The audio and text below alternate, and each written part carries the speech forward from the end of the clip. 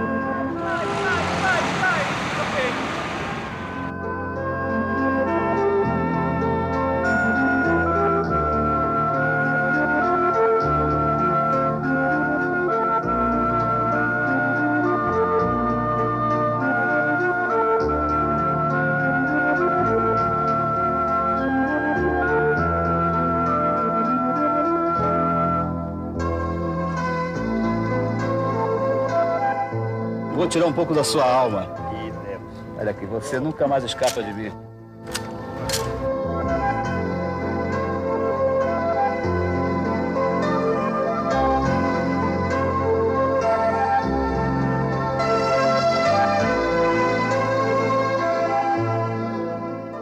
Olhar é uma viagem.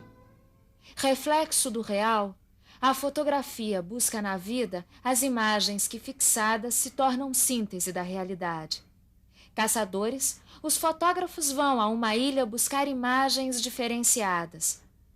Para cada olhar um estilo, para cada estilo uma forma. Ao desembarcar, estarão atentos a todos os detalhes que venham a compor uma boa ou curiosa imagem. Para eles, a ilha é um olhar.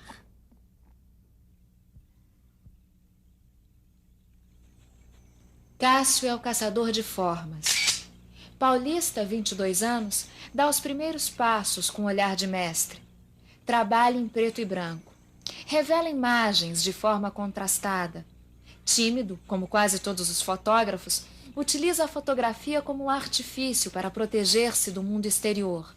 Blade Runner é o filme que assistiu o maior número de vezes e mais lhe faz a cabeça. Fotografias de formas ásperas e composições são seu forte. Quase nunca em suas fotos reserva espaço para as pessoas. Neste dia, como se quisesse desmentir seu estilo, fotografou modelos, reservando-lhes o papel de moldura para um mar infinito. Vera Saião, ao contrário, caça pessoas. As paisagens e as formas são secundárias. O que lhe interessa é o gesto, o domingo, o lazer. Na praia busca momentos e cenas que, transformadas em foto, revelam flagrantes de um grande álbum de família. Fotojornalista de formação, Verinha faz de seu domingo documento de um dia em Paquetá. Zé Medeiros vê a ilha sem mar.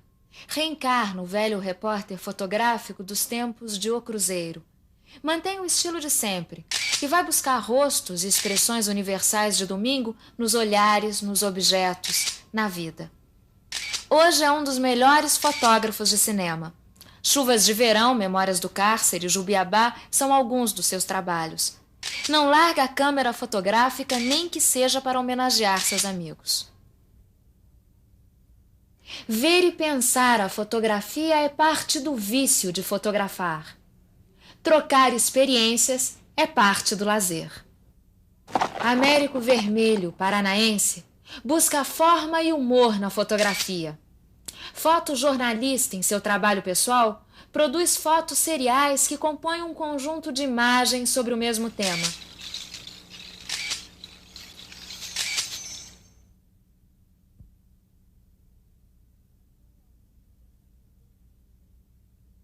Antônio Augusto é o caçador zen. Felino se transfigura. Cerca a presa, busca o melhor ângulo para o bote, faz a foto. Cris Marquer fotógrafo e cineasta francês, escreveu: a foto é a caça. É um instinto da caça sem o desejo de matar. É a caça dos anjos. Engatilhamos, miramos, atiramos e... clac! No lugar de um morto, a eternidade. A fotografia tem extremos, mas não tem limites. Voyeur profissional, o fotógrafo tem temas recorrentes. Antônio Augusto, além do amor e do erotismo, fotografa estátuas e gosta da paz dos cemitérios, onde sempre busca munição para seu arsenal de imagens. Desta vez, conseguiu flagrar o capeta pitando seu cigarrinho. Walter Firmo é o fotógrafo da cor. Gosta de trabalhar no contraluz. Entardecer para ele é a imagem ideal numa ilha. Repórter raramente trabalha em cima do flagrante, preferindo sempre produzir suas imagens. Rede, pescador, pôr do sol são componentes ideais de sua química. O uso das cores para ele é uma forma de homenagear. Também a sua fotografia é quase sempre uma homenagem. No infinito e nos contrastes, encontra a sua harmonia.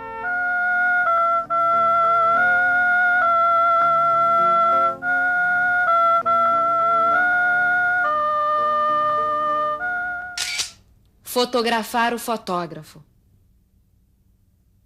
Flagrar seu olhar. Ver e ouvir. Apreender. Eu gosto exatamente daquela coisa da imagem parada, a única, eu acho que isso que me emociona. E daí eu ficar na fotografia. No meu discurso colorido é uma coisa sempre que eu gosto de homenagear, né? Seja os personagens ou a natureza. Tirar partido dessa cor brasileira, tropical, né? As coisas fortes e sempre procurei fazer por aí. A imagem está em todo lugar hoje em dia. Você vai... É televisão, são as revistas, são as propagandas. Uhum. E em Paris eu achei isso muito presente. Era uma coisa assim, quando você está no metrô de Paris, você entra em cada estação, você vê aqueles outdoors das pessoas te olhando. A sensação assim, sabe, são várias pessoas que estão participando da sua vida, estão entrando lá pelo tamanho e pelo olhar, né? Eu usei, assim, na maioria dos casos, fotografias, os outdoors de fotografias, não produto, assim, é foto de pessoas que estão assim estampadas nos outdoors e as pessoas estão passando em frente. Quem está observando são os outdoors, a vida das pessoas que estão ali e nem se dão conta das pessoas. Né? Eu queria perguntar a você, Vera, o que te levou a fotografar? O que você fazia antes, sabe? Você costurava, você era pingente, você, sabe, nadava, você cozinhava. O que te deu essa possibilidade, de repente, você descobrir na fotografia exatamente uma coisa que te faz feliz, eu acho? Por quê? O que foi? Acho que eu não costurava, nem era pingente, nem nada assim tão exótico. Foi para provocar, realmente. Eu acho que, quer dizer, eu sempre gostei da imagem, né, da harmonia, de alguma forma. Então eu comecei sendo diagramadora, né, era uma coisa que era uma primeira forma de você ordenar um espaço visual, né, mas na fotografia tem o dado que você encontra com as pessoas, com a realidade, você não está numa mesa sentada, né, então... Marcando ponto. Até por timidez, né, é uma forma de você entrar em contato com o mundo, assim, quer dizer, mas com uma busca mesmo, né, porque eu acho que a fotografia para mim tem muito a ver com eu colocar para fora o meu mundo interior, né. Verinha emerge do seu interior com a mesma poesia que registra imagens místicas. Com a mesma força com que fotografou a cerimônia macabra em que o atentado do Rio Centro foi maquiado por uma versão oficial. Eu acho que o olhar, ele é fundamentalmente crítico e analítico. A visão é um sentido muito mais crítico do que a audição, por exemplo. Você, para ver bem, você tem que se distanciar. Por isso que normalmente o fotógrafo é tímido. Porque o tímido é aquele cara que não participa, o cara que... É difícil olhar para esse negócio, né? Desorganizar, dessacralizar o sagrado e o profano, desmistificar, derrubar estantes e estátuas, reordenar sempre o mundo pelo olhar.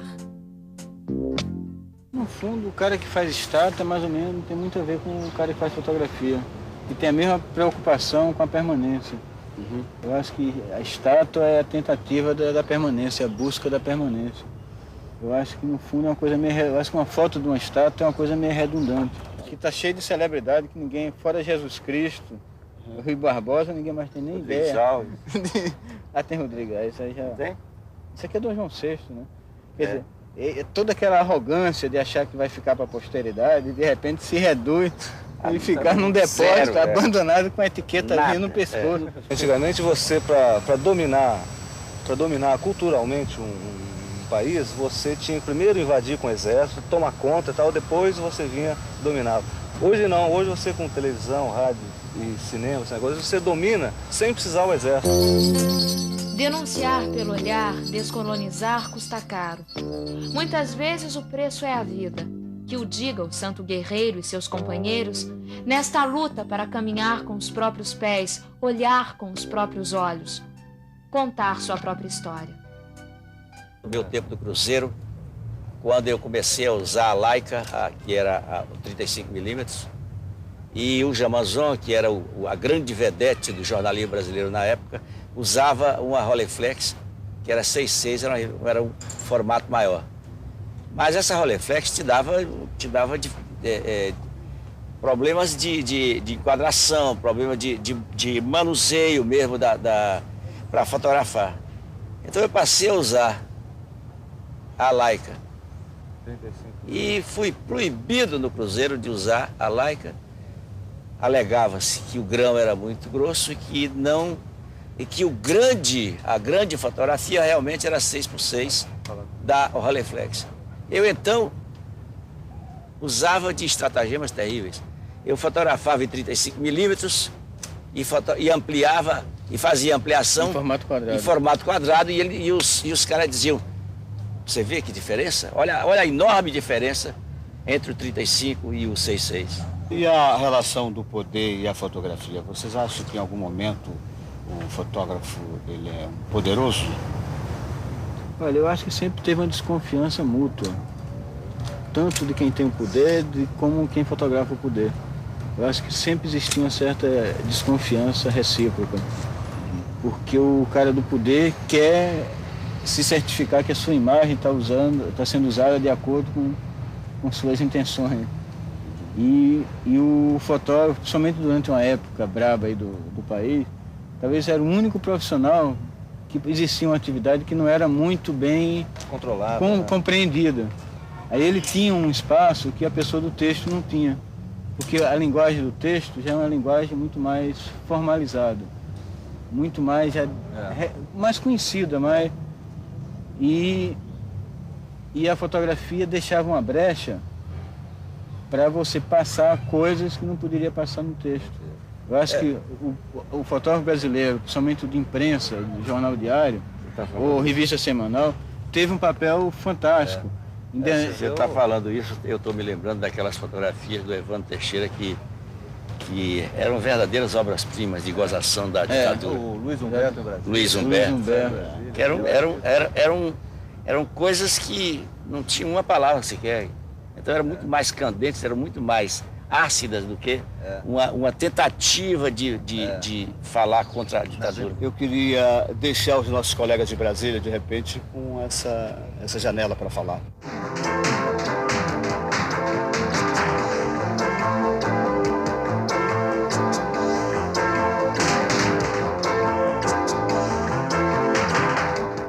Eu quis mostrar aqui, de alguma maneira, numa coleção de trabalhos assim extremamente fragmentados e que, quando foram produzidos à época, eles não tinham nem, na minha cabeça, nem ao menos passava a ideia de fazer um livro, mas era um trabalho realizado paralelamente ao meu trabalho como fotojornalista para a Veja e para Isto É. Esse trabalho, eu acreditava que havia uma necessidade de você desmistificar um pouco o poder. Quer dizer, o poder é exercido sempre por pessoas falíveis, risíveis, e extremamente imperfeita como qualquer outro ser humano. E esse período da ditadura, esse período que durou 21 anos, foi um período extremamente difícil, onde o texto era muito visado.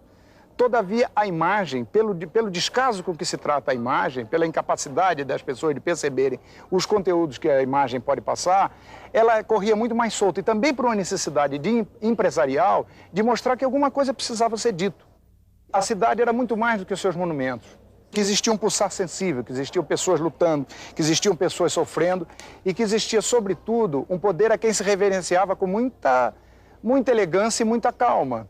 E que hoje, de repente, todo mundo se tornou democrata, né? Nós temos aqui o nosso falecido ex-presidente Tancredo Neves com João Herculino, numa fantástica transa erótico-gravatal. Simonsen, que vai e vem, ele volta, né? Ele aparece dizendo coisas, e são os economistas da palavra. A gente continua empobrecido, mas eles falam muito. Essa coisa caricata, esse caráter caricato que a gente procurou dar, foi que realmente não se podia levar o poder a sério. Eu tenho um livro que apresenta algumas imagens daquele tempo. É o Perfil do Poder, e que começa a apresentar o Brasil do tempo do general Costa e Silva e vem até os dias do general os últimos dias do general Figueiredo. Aqui, por exemplo, nós temos o general Geisel, que os íntimos chamavam de alemão, num palácio em Vitória, onde ele aparece com a mão estendida, como se fosse um líder alemão, né? E em cima uma águia também, que é o símbolo do nazismo, coisa e tal. Desta página virada, restam as imagens que narram, denunciam, revelam. Fotografia. Jogo de máscaras para descrever um poder exercido nas sombras. Fotos, fatos, personagens, momentos descritos pela fotografia em linguagem crítica, irônica, simbólica. O fotojornalismo teve que encontrar sua própria linguagem, muitas vezes metafórica, para passar o recado que o censor mutilava no texto. Era o negativo da realidade. O Evandro Teixeira é o que nós chamamos de o fotógrafo das mil fotos.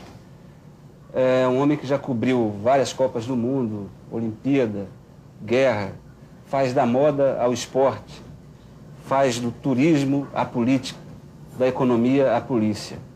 Eu gosto de fotografar o inusitado.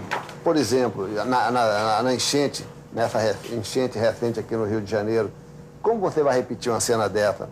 Moda você chega lá na passarela, manda o manequim voltar, vai lá, volta.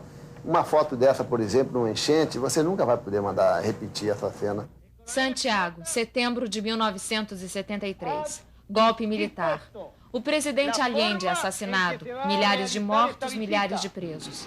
A imprensa revela ao mundo a dor chilena.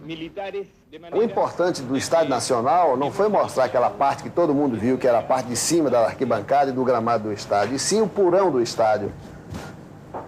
Por uma questão de sorte, e uma coisa que acontece sempre, eu consegui descer rapidamente e fazer essas duas fotos. Apenas essas duas fotos, lá do estádio.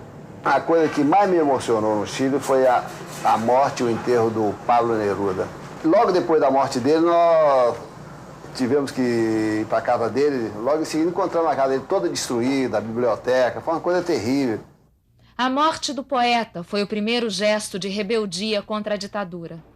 A presença de diplomatas e da imprensa internacional impediu o massacre dos que foram enterrá-lo. O fotógrafo testemunha a violência e a resistência, documenta e denuncia. O que a história oficial não registra, o olhar resgata, participa. A luta e a denúncia se igualam. Nesta virada do século, em que a imagem documenta e transforma, o fotógrafo é narrador e ator. A imagem rompe o silêncio cúmplice.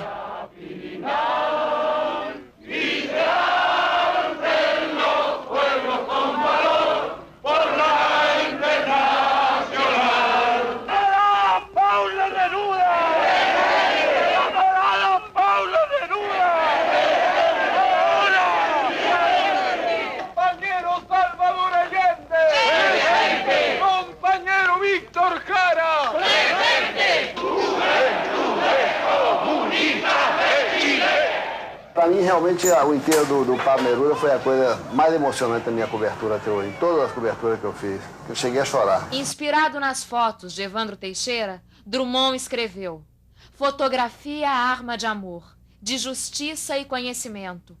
Pelas 7 partes do mundo viajas, surpreendes, testemunhas a tormentosa vida do homem e a esperança brotar das cinzas. Pedrosa é da Nova Safra de Brasília. Na superfície ou nos subterrâneos, documenta a realidade para revelar ao leitor o país real. Fotografa o pescador da Paraíba que, buscando o melhor destino, encontrou a escravidão em Mato Grosso. Os caras vão buscar a gente na terra da gente, enquanto um bocado de vantagem. Estava trabalhando no Mato Grosso, pode ver mesmo com meus olhos. Ou os meninos engraxates que na hora de aula estão trabalhando. Pedrosa documentou também a entrada do país na era nuclear pela porta dos fundos, a negligência e suas consequências. Suas fotos são um alerta, revelação de imagens do maior desastre nuclear no Ocidente, de consequências ainda imprevisíveis. Entre o poder e o jornalista existe um fosso que o separa. A verdadeira informação expõe o fotógrafo a circunstâncias de trabalho nem sempre muito favoráveis. Cercado, cerceado, com o poder sempre de olho, trabalha num fio de navalha. Peraí, calma aí. Um pouco de agilidade e habilidade podem transformar este cerco numa boa foto.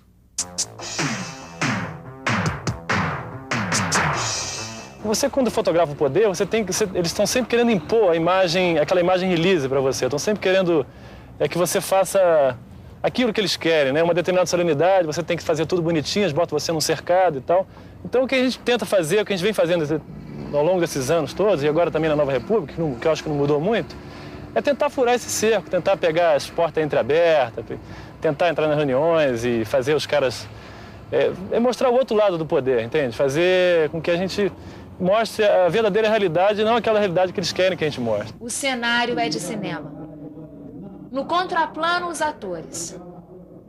São imagens da Assembleia Constituinte. Cada página da nova Constituição foi documentada. O olhar vigilante dos fotógrafos captou acordos, reivindicações, desacordos. Confinados fora do plenário, fizeram da arena, onde foram decididas as grandes questões, o alvo de sua caçada.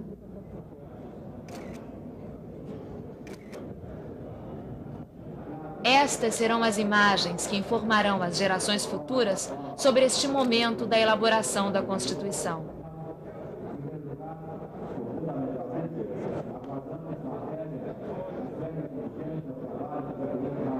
Não tendo sido filmada, alguém sabe por quê?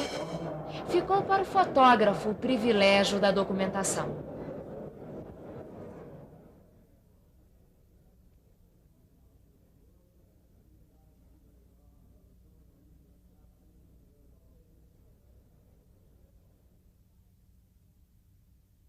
A publicidade é o reverso do jornalismo. Existe a foto que revela e a fotografia que cria ilusão. A publicidade é a realidade com maquiagem, a vida com filtro. Pedro Henrique cria imagens, o cenário de um rio tranquilo. O trabalho profissional é um trabalho muito encomendado. Você tem que cumprir determinadas funções, principalmente dentro da fotografia publicitária, que é uma fotografia muito voltada à estética e à beleza do que você está fotografando. Quando eu comecei a fotografar, eu comecei fazendo fotojornalismo. Tive algumas passagens em fotojornalismo, trabalhei um pouco naquele jornal tabloide, o Repórter, aquelas coisas bem revolucionárias. Mas a meu ver, o que eu menos gosto na fotografia jornalística é o salário. Eu gosto muito de fotografar produto. Eu me sinto melhor fotografando produto. Eles não têm fome, não pedem para ir ao banheiro, não reclamam de cachê. O último trabalho eu desenvolvi em cima dessa câmera. Tem uma diferença bastante fundamental de uma para outra. É uma câmera amadora, tá? O que eu acho que o grande barato desse trabalho foi que essa câmera me permitiu juntar duas coisas. O prazer de fotografar com uma grande dificuldade, que era o tempo. Na medida em que eu sou um profissional da fotografia, 90% do meu tempo eu ocupo trabalhando. Então essa câmera ela me permite conviver com ela 24 horas por dia, ou seja, tornar os dois trabalhos viáveis, conseguir me sustentar, desenvolver o meu trabalho profissional e ao mesmo tempo trabalhar a fotografia que me dá prazer. São imagens bem urbanas, exploradas assim muito em detalhes. Essa foto, por exemplo, é um engarrafamento, quer dizer, eu engarrafado debaixo de um pé d'água danado. Essa foto é dentro do aeroporto Internacional do Rio, um lugar que não é permitido fotografar. Outra vantagem de uma maquinazinha desse tipo, que você passa desapercebido. Se eu não fotografasse, eu enlouqueceria. Para mim, a fotografia, além de ser uma coisa que eu gosto, é uma espécie de terapia, né? Através da fotografia, eu consigo botar para fora milhões de imagens que eu tenho, que são no subconsciente, no inconsciente, reprimidas, não reprimidas, e eu vou fotografando e eu vou exorcizando, eu vou botando para fora. Então é uma coisa que, para mim, é tudo. Sem fotografia, acho que a minha vida seria um tédio e realmente não existe. A foto de publicidade é sofisticada, tem que ser bem produzida. É um ritual tão importante quanto a própria foto. It's a flying, okay? Publicidade é glamour. It's okay, it's okay, it's okay, it's okay. It's okay. Again. Kiss. Foto de moda, cada fotógrafo tem seu olho, tem sua versão. Na minha maneira de ver, na minha foto, eu uso pouquíssimos recursos, digamos, de equipamento, você viu? Porque eu acho que tem que desaparecer o fotógrafo. Porque quando alguém vê a foto, quando a pessoa vê a foto, ela não tem que saber que foi fulano, me engano, que fez. Ela tem que ver uma foto que o importante é a emoção, quer dizer, é essa coisa das pessoas, esse teatrinho, acho que ele vai esvarar na minha máquina, não, tudo bem. Esse teatrinho, essa coisa, tá complicado. Segura a máquina, André! Acho que a fotografia é uma das poucas coisas em que nada está definido. Uma foto até pode ser, olha a heresia que eu vou falar agora, mas uma foto até pode ser fora de foco, que se ela for uma foto do caralho, ela vai ser uma foto do caralho, uma foto tremida, uma foto, tudo, qualquer coisa. O importante é você bater o olho naquela foto e sentir a emoção. Então eu acho que eu tenho uma preocupação muito grande em vampirizar os modelos, em sugar a emoção das pessoas que eu fotografo. Em tentar colocá-las dentro de um teatrinho, tentar com que elas esqueçam que elas são modelos e que façam alguma coisa um pouco dirigida, mas alguma coisa que seja delas, que saia de dentro delas. E então, quer dizer, não interessa saber se eu fiquei pendurado numa árvore ou se enfim, como foi feito não interessa. O que interessa é a foto e quanto menos equipamento, é que há um pouco mais de transpiração.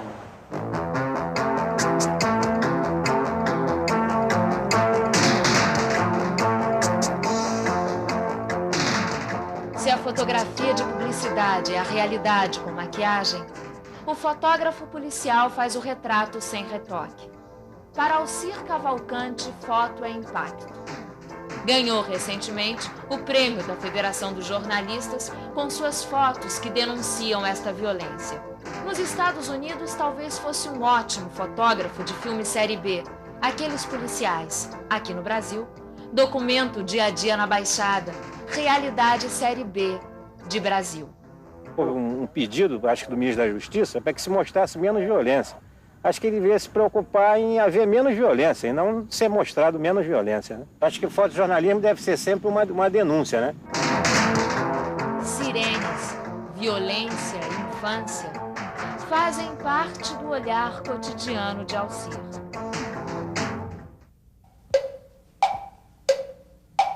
A tentativa de fazer um jornalismo independente, produzir fotos que ao mesmo tempo permitam conciliar sobrevivência com trabalhos pessoais, levou uma série de fotógrafos, à semelhança do que acontece na Europa e nos Estados Unidos, a organizarem-se em agências independentes.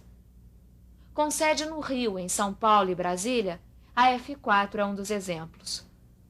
Hoje a agência conta com mais de 10 fotógrafos associados.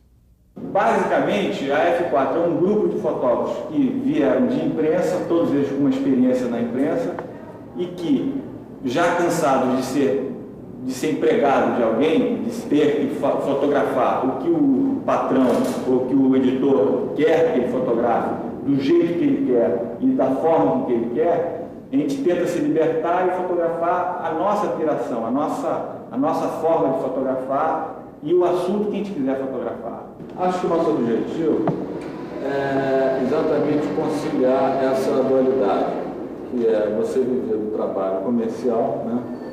Como, por exemplo, você fazer uma foto que tem uma expectativa do cliente, tem uma marca embutida, né? E, ao mesmo tempo, você marcar um encontro com o Drummond e fazer essa foto. Né? No caso, essa foto, né, eu classifico como uma foto de autor, ou seja, não existia uma expectativa do cliente, não existia um layout, né? É evidente que a gente tenta, né, cada vez mais comercializar o nosso trabalho que a gente chama de autor. As fotos de Ricardo Azuri em Angola revelam cores fortes e velhos contrastes sociais de um país em processo de descolonização. Levi Moraes fotografa velhos dramas latino-americanos. A luta pela posse da terra, aqui, colonos da fazenda Anone, e a crônica intervenção dos militares na política. Esse aqui é um projeto que se chama Fantasia do Homem Brasileiro, que a sua primeira etapa foi feita no Carnaval do Rio. É colocada uma lona na Avenida Rio Branco, que a gente cria um espaço performático, né? Onde o folião pode exercer a sua fantasia. A luta do povo chileno é a paixão e o drama do continente latino-americano. Para os fotógrafos é um tema recorrente. Salomão Citrinovic, Samuca, esteve lá durante o plebiscito. Vibrou com a vitória do não, denunciou a violência. Seu trabalho é ao mesmo tempo político e gráfico. Esse meu trabalho atual, ele é um trabalho que eu acho que ele é produto de um vício universitário. Quer dizer, eu estudei arquitetura e no momento eu estou me dedicando a trabalhos, independentemente do assunto, eu estou me dedicando a trabalhos com muito rigor gráfico. Grande parte das fotos eu parti para o detalhe, e para o detalhe trabalhando sempre com uma escala humana. Depois de fotografar a capital durante anos como repórter, soltou o arquiteto que adormecia em seu peito e olhou Brasília pela poesia de suas formas. Nair Benedito é da F4 de São Paulo. Um dos melhores fotógrafos brasileiros, viajou meio mundo fotografando. Esta imagem é da Nicarágua. Olhar feminino, eu acho que a gente tem um olhar pessoal, né? Eu acho que a gente tem a experiência vivida.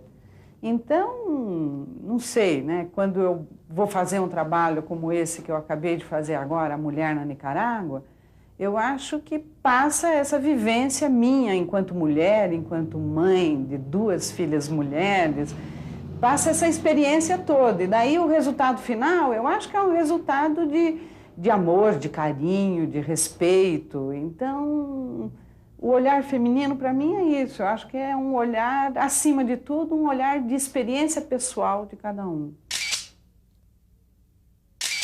Entre a cor e o PB é um problema sério, né? Porque a cor é indiscutivelmente mais comercial. Agora, e eu não posso viver longe disso, quer dizer, não posso viver uma fantasia minha, infelizmente. Mas eu gosto muito de trabalhos em PB e tem uma série de trabalhos que eu faço em PB. A maioria eu faço nos dois, porque tem esse lado de você, da comercialização, e o lado teu pessoal. Nós trabalhamos 70% em colorido e 30% preto e branco. E as fotos coloridas não duram mais que 10 anos. Depois de 10 anos elas desaparecem, apagam, perdem as cores, né? A gente tem um trabalho doido para quebrar a história de que a fotografia morre 24 horas depois. A gente quebra essa história, a gente prova que ela tem que durar décadas e depois a gente tem que contar com a boa vontade dos fabricantes de filmes, de químicas e reveladores, porque os filmes que eles fabricam não duram mais que 10 anos. Me preocupa profundamente que você esteja fazendo esse filme em fita magnética e não em celulose normal. Eu não sei quanto tempo vai durar o seu filme de vídeo, né? Joaquim Paiva é o reflexo da fotografia. Diplomata, tradutor do livro de Susan Sontag, Ensaios Fotográficos, colecionador.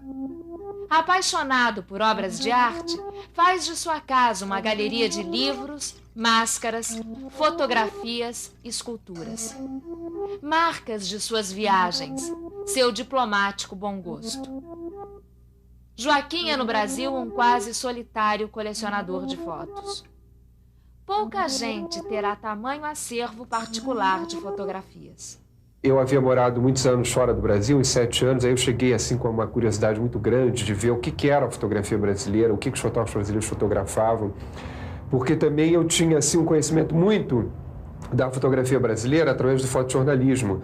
E eu tinha certeza de que havia muitas outras tendências fotográficas que estavam um pouco divulgadas ou bastante escondidas, uma fotografia até assim meio marginal, de que as pessoas não tinham conhecimento. Então, o meu objetivo foi esse, foi de buscar a variedade, a diversidade, em primeiro lugar, obviamente, a qualidade, né, da fotografia. Aí a coisa foi se acumulando a tal ponto que eu hoje, por exemplo, tenho 711 fotos de 70 fotógrafos brasileiros. Por exemplo, eu tenho aqui uma série de fotos do Alair Gomes, que faz as fotografias na praia, né? E o tema dele é sempre a praia. Tenho aqui também para ilustrar uma foto daquele que é o mais conhecido, famoso fotógrafo brasileiro no exterior, que é o Sebastião Salgado, que mora em Paris. É uma foto muito bonita que ele tirou no Nordeste, dos garotos numa casa brincando com pedaços de ossos. Cito um outro fotógrafo que é uma tendência inteiramente diferente, que é o Carlos Moreira, que é um fotógrafo intimista que mora em São Paulo. Essa daqui é uma série que ele fez aproveitando a luz de inverno em Santos. É um facho de luz entre 2 edifícios, que são as sombras dos edifícios. Aqui a sombra dele próprio, isso aqui então seria também um autorretrato, né? Aí passa para uma outra coisa inteiramente diferente, que é uma fotografia fotojornalística do Milton Guran, que é um fotógrafo da AJO, que hoje está no Museu do Índio, no Rio de Janeiro. Jogo do Javari, Camaiurá, Suiá, Parque do Xingu. Aqui, por exemplo, eu tenho fotos do Paulo Pires, que é um fotógrafo brasileiro que mora em Bruxelas, na Bélgica. Essa é uma série de nus, que é uma especialidade deles. Ele se aprofundou muito e de forma muito competente, técnica e esteticamente, nesse tema dos nus. Então aqui você tem uma mulher, os seios, a luz, né, bem em cima do colo, né, dela, o rosto assim para baixo. Agora passo, por exemplo, para uma outra fotógrafa, que é a Ana Regina Nogueira, do Rio de Janeiro, e é uma fotógrafa que se interessa muito pelo movimento, né? E é um tipo de fotografia que a gente poderia denominar assim de instantânea, né? Eu vou mostrar para vocês algumas fotos de jovens fotógrafos, né? E por isso mesmo não muito conhecidos, mas que nem por isso tampouco deixam de ter um trabalho excelente. Por exemplo, a Rosângela Renaud, que é uma fotógrafa de Minas, de Belo Horizonte, que faz um trabalho com o negativo. Às vezes ela risca, ela interfere no negativo, e é parte também da proposta estética e formal dela mostrar os furinhos e o próprio, né, nome do filme, o número do filme que ela bateu. Uma outra fotógrafa jovem de São Paulo é a Bettina Musatti, que também é uma fotografia assim, muito espontânea, mas de um grande conteúdo formal. Aqui é uma foto tirada contra o alto, num parque, as pessoas aqui, um guarda-chuva, mas sobretudo o que ela quis foi mostrar esse emaranhado de galhos, né? Isso provavelmente foi no inverno, uma composição assim intrincada e muito atraente, né, do ponto de vista formal. Esse aqui é um trabalho do Vladimir Fontes, que é um jovem fotógrafo também de São Paulo. Isso aqui é um reflexo. Aqui, olha, aqui tem, e ao mesmo tempo é um autorretrato, aqui tem a própria imagem dele e esses cavalos. Isso aqui é um vidro, tem umas sombras de umas árvores, de uns prédios. Agora, aqui realmente uma miniatura. Essa foto é de uma moça de origem japonesa de São Paulo, uma jovem fotógrafa chamada Lúcia. É uma coisa muito pequena, ela faz esse tipo de foto, uma coisa mínima, parece quase uma medalha, né? Quase um 3x4. Eu a conheci no ano passado em Ouro Preto, na Semana da Fotografia. Bom, o meu olhar é também um olhar obsessivo, como eu acho que de muitos fotógrafos. Eu vou atrás, eu busco, eu fico com aquilo na minha cabeça e fotografo muito aquilo várias vezes. É um trabalho muito serial, o meu. Eu pego um tema e fico repetindo aquele tema, eu fico me envolvendo com aquilo, mergulhando naquilo e aí depois eu depuro. Tantos olhares, tantos cliques, tantas versões. A fotografia registra e desnuda o olhar do fotógrafo. Graça Seligman foi jornalista. Converteu-se à fotografia. Passeou seu olhar sobre as coleguinhas. Revelou segredos. As moças do texto ocuparam espaço da imagem com muita sensualidade. Paula Simas registra cenas da política. Lula e Ulisses. Diretas. Congresso em tempo de polícia. Faz foco no outro lado da vida. Juarez Cavalcante, no Rio de Janeiro, fotografa artistas e gente de cinema.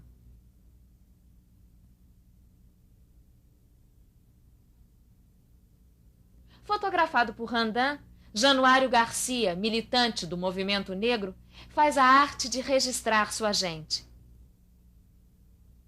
Virgínia Drummond, de São Paulo, fotografa grafites e favelas. O fotógrafo não é detentor de um único olhar e nem de uma única direção para esse mesmo olhar, mas ele é um cara capaz de ver a vida de maneira diferente, porque na realidade fotografia é a revisitação do banal. É uma viagem pela luz, né? E pelo universo aparentemente reduzido da minha casa. Isso se chama paisagem doméstica, é um ensaio que foi feito durante anos. Outra coisa que as pessoas no Brasil precisam acabar um pouco é com essa pressa de fazer as coisas, de acabar os negócios.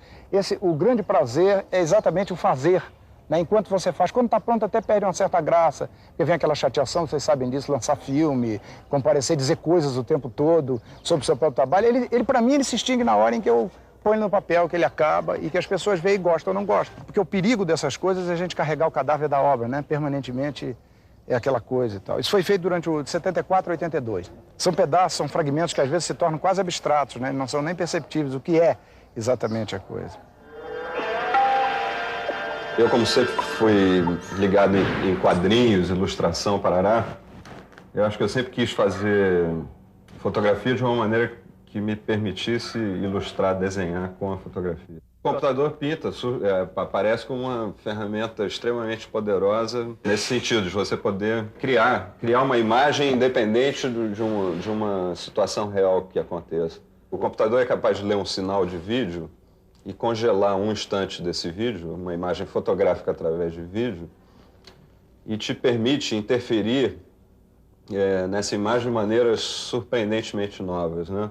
Numa analogia com o processo fotográfico tradicional, é como se você tivesse o poder de ir no grão da foto e, enfim, interferir em cada grão do que compõe a tua imagem, tá? Acho que a fotografia está destinada a permanecer, mas como uma coisa artesanal, né?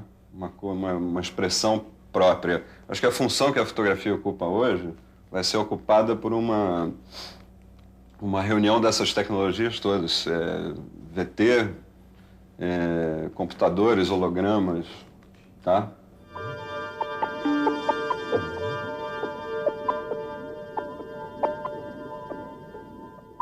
O computador remete a fotografia para o território da invenção.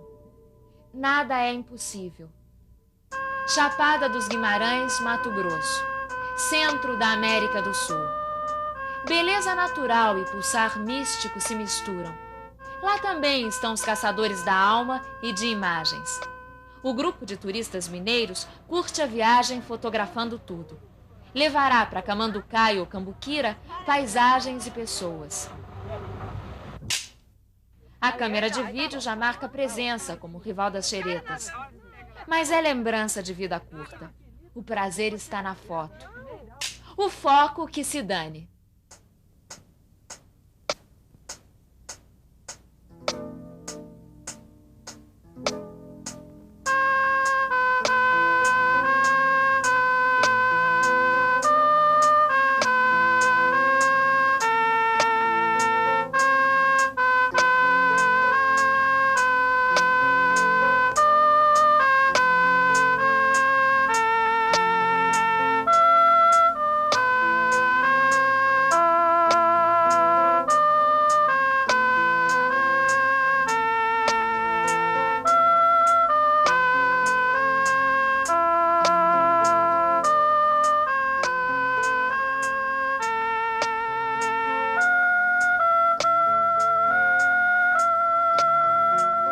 Deste Brasil central, as imagens de índios e pioneiros vêm da câmera de Walter Sanches. Mistura de fotógrafo e antropólogo, registrou como chefe da aldeia dos Carajás imagens de índios. Como fotógrafo em Brasília, fez as imagens do Brasil dos tempos do milagre. Testemunho de nossa época, Sanches guarda com fino olhar em imagens afetuosas, engraçadas, cáusticas, irônicas, verdadeiras, a saga da colonização brasileira.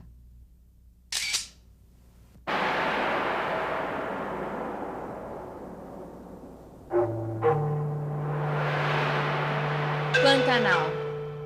Nesse universo vive há mais de 20 anos o sueco Arne Suxdorf.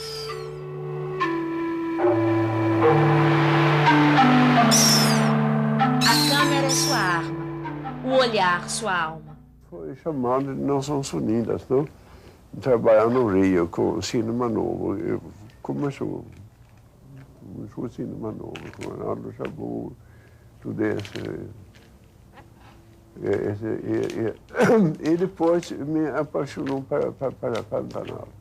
E não pude largar Pantanal depois. E eu achei tão fantástico. Me vi o que está acontecendo, olhando que está estragando, acabando. Me acabando mesmo. É uma loucura total. Estive lá no... Muitas vezes... Uma fotografia pode falar mais que 1000 palavras, né, aqui, é fato. E não em fotos românticos, assim, está muito sensual, né, as fotos.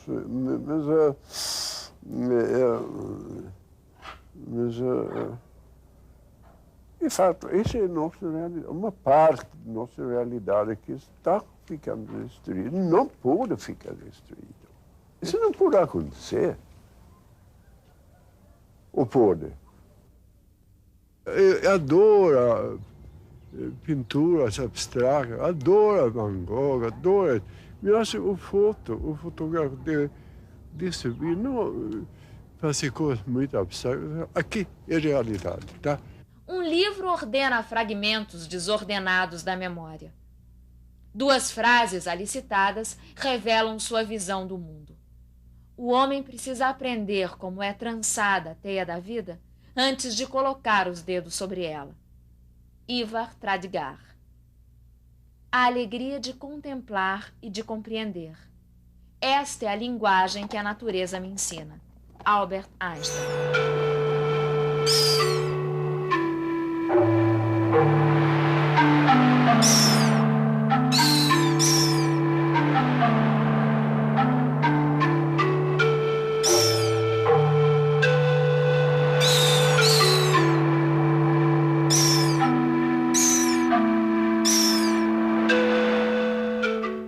Sebastião Salgado encerra este vídeo.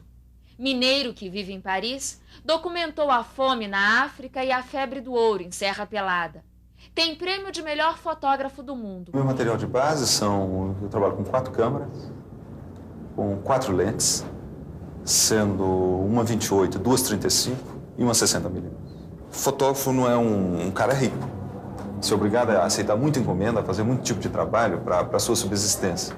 Então, às vezes, eu aceito encomendas em cor. Cada vez menos. Eu tento fotografar cada vez menos, porque eu não sou um fotógrafo em cor.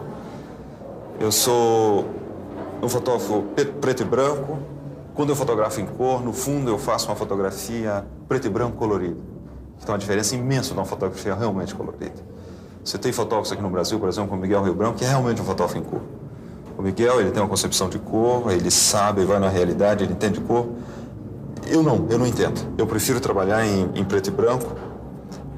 Eu acho que eu consigo compreender muito mais, entrar muito mais na emoção das pessoas, na realidade da fotografia em preto e branco que em cor. Cor, para mim, me distrai muito mais que me ajuda. Em 1983, eu vim no Brasil e estava uma seca imensa no Nordeste do Brasil. Eu fiz um trabalho, em 83, um outro fotógrafo da Magnum, chamado Chris Steele Perkins, um inglês, tinha estado na Etiópia também. Em 83 já existia fome na Etiópia. Então eu pensei, fazer um trabalho sobre o problema da fome, porque finalmente, rapaz, a época que nós estamos vivendo, com tecnologia fantástica, onde os americanos têm uma nave espacial capaz de deslocar um peso fantástico, levar não sei quantas pessoas no espaço, fazer coisas fabulosas, entrar com essa mesma nave na atmosfera, aterrissar. Os russos começaram a colocar em órbita com foguete de energia deles 100 toneladas de uma vez. Você pegar todos os países do norte da Europa, onde, no mínimo, existe um computador por casa, você entende? Uma época onde a sociedade tem total florescimento tecnológico, contraditoriamente à época também onde existia mais gente morrendo de fome no mundo. Então, eu tomei a decisão de fazer esse trabalho. Acho que era o momento de fazer esse trabalho. E eu fui para a Etiópia primeiro, depois fui para o Sudão, vim para as províncias norte da Etiópia, liberada pela guerrilha, para a província do Tigre, para o Mali, para o Chad.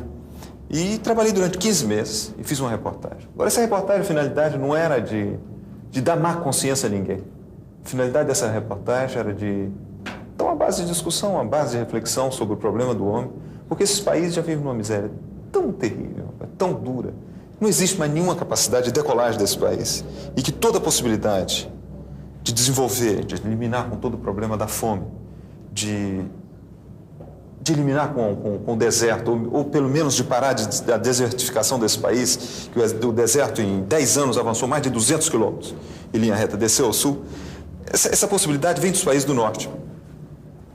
Então, a finalidade desse trabalho foi dar uma base de reflexão, uma base de discussão. Esse trabalho foi doado para várias organizações humanitárias, fizemos várias exposições, fizemos um livro, fizemos filme a partir de fotografia, e que esse trabalho foi para dar fornecer uma base de discussão. Eu acho que a maneira da gente, que nasceu por aqui, e de olhar o povo da gente, e quando eu falo o povo da gente, é o povo da América Latina, o povo da África, o povo da Ásia, e mesmo o povo dos países desenvolvidos, mas que pertence ao grupo pelo qual a gente faz parte, um grupo de imigrantes, toda essa coisa. É outra maneira, uma maneira eu acho muito mais doce. É a maneira da gente, você entende? Por exemplo, se for trabalhar no Irã, você tem que aceitar uma realidade, uma verdade dos xiitas do Irã. Você não pode chegar no Irã e criticar o Khomeini, acreditando que o Khomeini é um monstro, um bandido, uma representação do diabo. Que, na realidade, existe uma verdade do Irã. Existe uma razão de ser xiita no Irã. E quando você julga com o ponto de vista dos Estados Unidos, ou da França, ou da Alemanha, parece completamente falso. Mas vai perguntar ao irani por que ele é xiita, por que ele acredita no Khomeini, ele tem uma razão 100% verdadeira de acreditar no cara. E você, como fotógrafo, saindo lá, você que tem que tentar entrar na pele do cara, respeitar o ponto de vista dele, não vir com um molde daquela realidade. Você não pode vir julgar, você tem que vir aprender. E aí, a sua maneira de ver vai ser outra. A sua representação dessa realidade vai ser completamente diferente. Eu acho que aí a gente está muito melhor equipado que qualquer outra pessoa, de qualquer outro país desenvolvido, para compreender uma realidade dessa. Eu acho que é aí que é a diferença. Eu acho que existe muito mais o imperialismo cultural, uma maneira de julgar dos países do norte, do que qualquer outra coisa. E que, no fundo, você podia dizer colonização do olhar, eu acho que seria muito mais uma doçura do olhar, outra maneira de entrar na realidade. Nos anos 30, o pessoal saía dos países desenvolvidos, ia para a China, ia para a América Latina, ia para não importa onde, você entende? O fotógrafo chegava com uma certa quantidade de informação sobre a realidade que ele ia fotografar. O fotógrafo coordenava bem a luz, o fotógrafo entendia um pouquinho de composição e ia para uma realidade qualquer. Quando a coisa acontecia em frente dele, ele captava um momento mais forte daquela realidade, que você poderia chamar de momento decisivo, que foi o princípio do momento decisivo anunciado pelo Cartier-Bresson. Eu acho que isso não é mais verdade. Isso passou e hoje o conceito que você deveria talvez anunciar para substituir seria o conceito do fenômeno fotográfico. É que você vai para uma realidade, você não pode ser mais o iluminado, você não pode ser mais a pessoa que tem todas as informações, a pessoa que vem para julgar. Você tem que ficar dentro do fenômeno fotográfico, você tem que participar, você tem que ser assimilado, você tem que ser aceito e você tem que continuar fotografando Até que você vai chegar num momento de ápice desse fenômeno e você vai ter a fotografia mais forte, a melhor fotografia, necessariamente. No fundo, você vai atingir, se você considera que você tem uma parábola que está fotografando numa curva, chega um momento, o Cartier-Bresson tocava essa curva pelo lado de fora, como se tivesse tirado uma tangente, um ponto de zero da tangente, então nesse momento seria o momento mais forte da fotografia. Eu acho que hoje você é obrigado a ir nessa mesma parábola pelo lado de dentro. Você tem que ir participando, você tem que ser aceito, você tem que respeitar as pessoas que você está fotografando, você tem que compreender e explicar por que você está fotografando. Nesse momento, sua fotografia, eu acho que vai ser muito mais forte que a fotografia do momento decisivo. Vai ser a fotografia muito mais mística, você entende? Uma fotografia onde você tem muito mais respeito pela pessoa que você fotografa. Eu acho que essa nova corrente, a nova escola de fotojornalismo, que vai substituir, está substituindo a escola de fotojornalismo criada pelo Cartier-Bresson, e que foi o início da Magna, da agência para que eu trabalho. Existe muita gente que acredita que fotografia é arte. Eu acho que fotografia não é arte. Fotografia não é cinema, fotografia não é pintura. Fotografia é fotografia. É uma maneira completamente diferente, ou uma maneira outra, você entende? De conceber a realidade. Olha, é o único tipo capaz de pegar uma fração de segundo, uma realidade, e captar o que tem mais forte nessa fração de segundo. É o fotógrafo. O pintor tem 1 ano para realizar uma tela. O cineasta, de uma maneira geral, ele monta o filme dele. Ele prepara o filme dele. Ele sabe o que ele vai filmar antes. O fotógrafo, de uma certa maneira, também, ele vai com a realidade, mais ou menos sabendo o que ele quer da realidade. Mas é tudo surpresa para o fotógrafo. É tudo criado no último minuto, quase, entende? Então, essa vivacidade do fotógrafo, essa capacidade do fotógrafo de assimilar uma coisa e reproduzir imediatamente a imagem, é só o fotógrafo que tem, a fotografia é outra coisa.